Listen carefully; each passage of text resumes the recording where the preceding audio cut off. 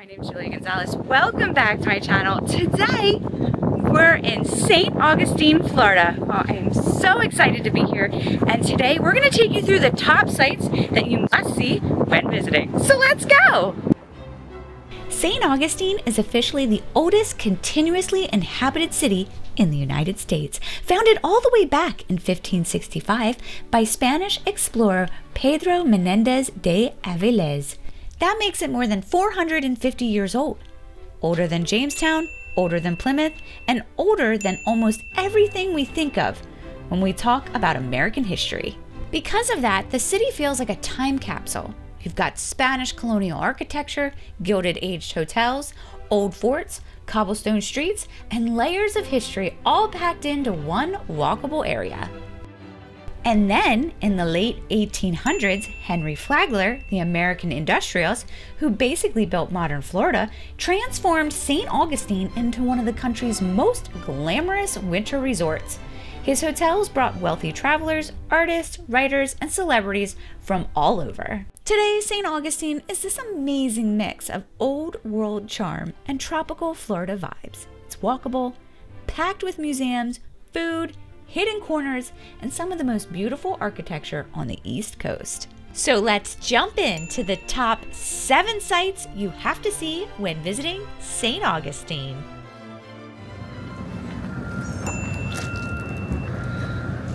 We just got to the St. Augustine Lighthouse.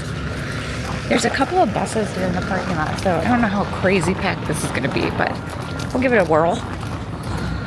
The lighthouse has been guiding ships since 1874, and it sits on the site of earlier watchtowers that go all the way back to the 1500s, when Spanish settlers used the area to spot incoming ships.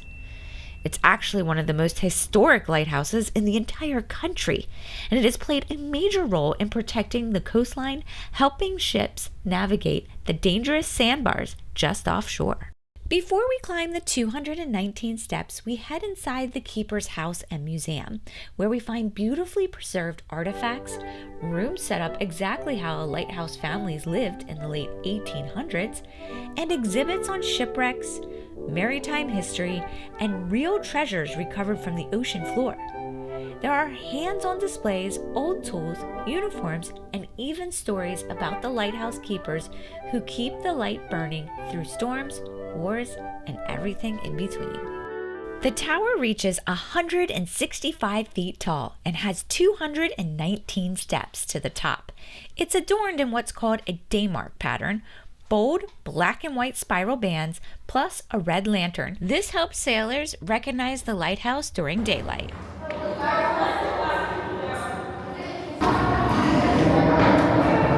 right, up we go. These stairs are actually a little better, not as scary. Just keep my head up. During World War II, the lighthouse was used as a Coast Guard lookout station. The light was dimmed to avoid silhouetting ships for enemy submarines. Made it. Even if you're someone who's afraid of heights like myself, the 360-degree views of the coastline, the historic district, and the Matanzas Bay are unreal and so worth it.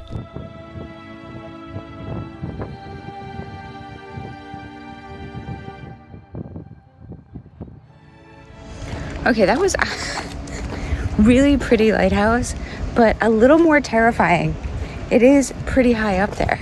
And when the wind was gusting on the one side, I really thought I was going to just be pushed over the edge.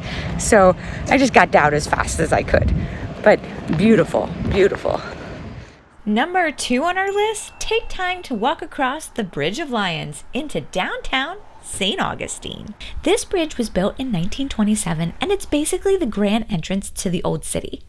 The 2 marble lions at the front, named Firm and Faithful, they were modeled after the Medici lions in Florence. Once you cross the bridge, you're officially stepping into more than 450 years of history.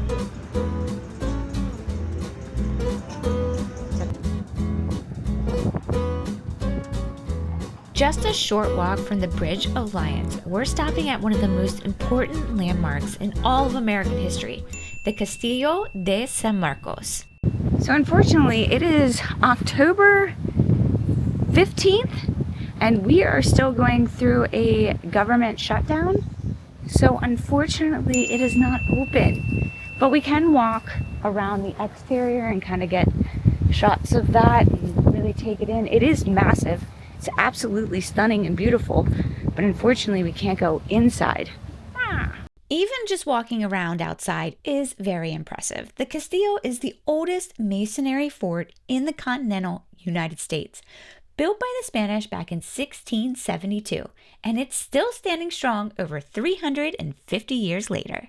One of the coolest things about this fort is the material. It's made from coquina, a natural stone packed with millions of tiny seashells. This stuff doesn't shatter under any canyon fire. It actually absorbs impacts. That's one of the big reasons the Castillo was never taken by force. There's still so much to see, so now we're gonna wander over to number 4 on our list. So this whole area is the historic district of St. Augustine. It's just gorgeous. The heart of Old City, St. George Street is over 450 years old and still packed with life today. We make time to stop by the oldest wooden schoolhouse built back in the early 1700s and completely handmade with no nails at all. It's held together with wooden pegs and cypress beams, and in the 1930s, they even chained the whole building to the ground to keep hurricanes from blowing it away. We also stopped by the Colonial Experience, an immersive living history area inside the Colonial Quarter, designed to show what life was like in St. Augustine during the 16th, 17th, and 18th centuries. So that's closed because they have 25 bands coming this weekend. So they're not opening that part. It's okay, bands sound cool. It's just we were hoping to see that. Striking out. It's still a very cool place. It's fine. We'll keep moving on to the next part. And well, now for the showstopper, the Cathedral Basilica of St. Augustine, the spiritual heart of the city, part of the oldest Catholic parish in the United States, founded back in 1565. The current building was finished in 1797 and blends Spanish mission and neoclassical styles. Inside, it's breathtaking. Hand-painted murals, stained glass, and some of the oldest church bells in North America. It's beautiful, it's peaceful, and it's a perfect reminder of just how far back this city's history goes.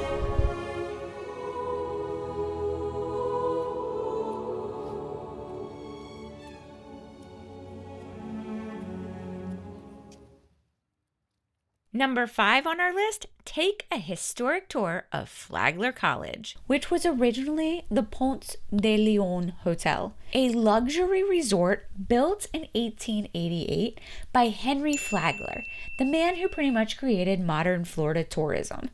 This building is a masterpiece of Spanish Renaissance architecture, filled with hand-carved details and some of the largest collections of original Tiffany stained glass windows in the world.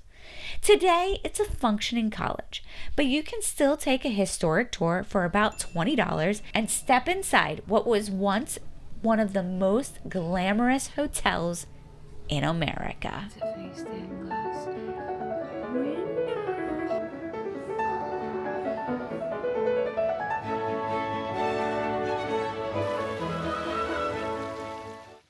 Number 6 on our list, and directly across the street, is the Lightner Museum, one of St. Augustine's most beautiful historic buildings. Yeah.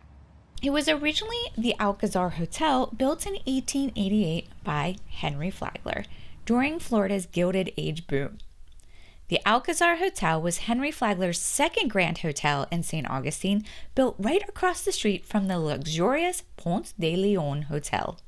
Back then, this was a luxury resort with its own spa, steam rooms, and even the largest indoor swimming pool in the world. In the 1940s, Chicago publisher Otto Lightner bought the building to house his massive collection of Victorian art and antiques.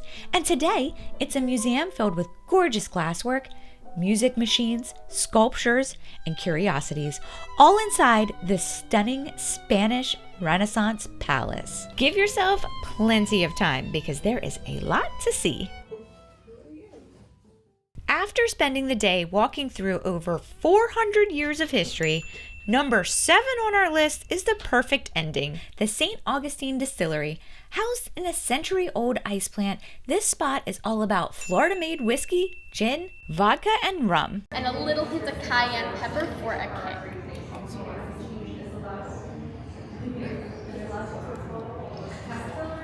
All right, bottoms up. Cheers. Thank you. Thank you. Oh, that's pleasant. Because usually there is a bite in the back of your throat. Delish, thank you. The St. Augustine Distillery is such a fun surprise. It's inside a restored 1907 ice plant, so the building itself already has history. They make everything in small batches: bourbon, rum, gin, vodka, all using local Florida ingredients. And the best part? We get to take a tasting tour for free. We walk through the distilling process and sample cocktails. It's super chill, informative, and honestly, the perfect way to end a day exploring in St. Augustine. Bourbon to 1 shot of the old-fashioned mix. So what you have in here is your muddle. A little bit of bitters, some orange, and some simple syrup in that little jar.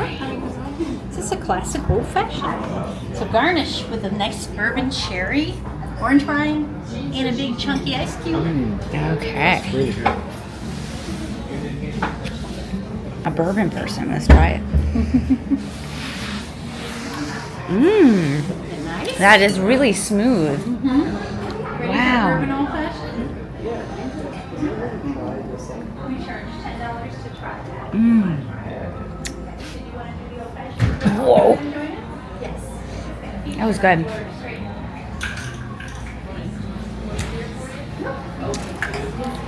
I'll never pass up free alcohol, that's for sure.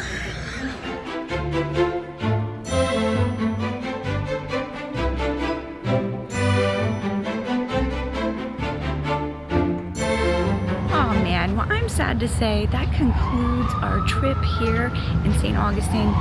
It is such a beautiful city. I definitely want to come back. I want to see more the history, the architecture. It's amazing. So if you haven't already, I invite you to hit that subscribe button because we have more food, more fun, more travel coming your way. We'll see you on the next episode. You might think that's a wrap of our day here in St. Augustine, but not so fast. We're just getting started. Up next, a St. Augustine food tour that's gonna make you hungry.